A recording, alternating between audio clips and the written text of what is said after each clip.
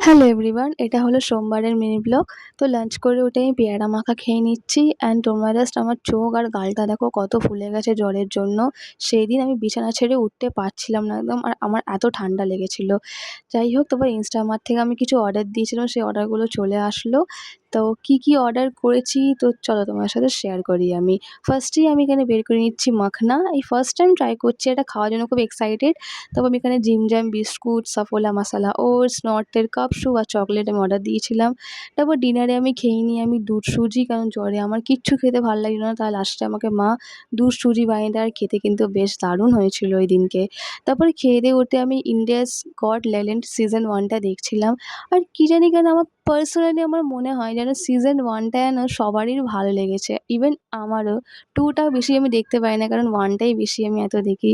So that's it for today. ভালো লাগলে like, comment, share and যারা আমার চ্যানেলটাকে বলতে গেলে প্রথমবার দেখছো তারা please subscribe to my channel. তো চলো টাটা।